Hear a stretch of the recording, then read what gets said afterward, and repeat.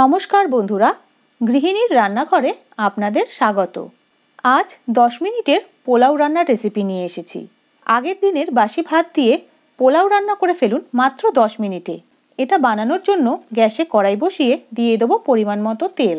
তেল গরম হয়ে এলে এর মধ্যে দিয়ে দেবো গোটা গরম মশলা, দারচিনি, লবঙ্গ আর এলাচ। এলাচটা একটু থেতো করে দিয়েছি। গরম মশলা হালকা নেড়ে নিয়ে দিয়ে দেবো পেঁয়াজ কুচি।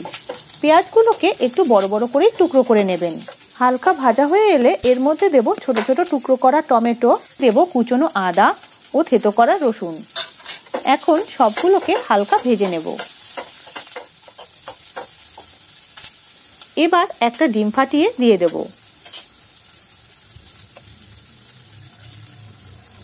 এখন খুন্তি দিয়ে নেড়ে নেড়ে ডিমটা ভালো করে ভেজে নিতে হবে। দেব সামান্য নুন। এখনো ডিমটা আরেকটু ভাজতে হবে, তাই আরেকটু নাড়তে হবে।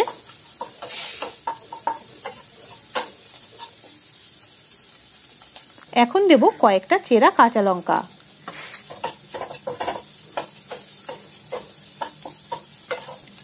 ডিম ভাজা হয়ে গেছে, এখন এর মধ্যে দিয়ে দেব ভাত। এই সময় গ্যাসের আঁচ হালকা রাখবেন। হালকা থেকে মাঝারি আঁচে ভাতগুলো ভাজতে হবে, তাহলে কিন্তু পোলাওয়ের স্বাদ বেশি ভালো হবে।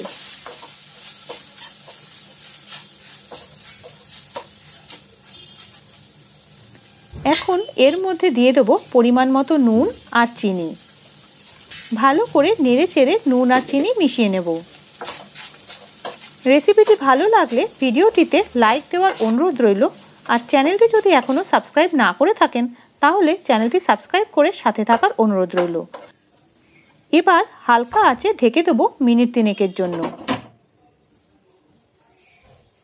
মিনিট 3 বাদে ঢাকনা নামিয়ে একটু নেড়েচেড়ে নিলেই তৈরি বাসি ভাতের পোলাও। এখন গরম গরম পরিবেশন করুন। সবাই ভালো থাকবেন। দেখা হচ্ছে পরের ভিডিওতে। ধন্যবাদ।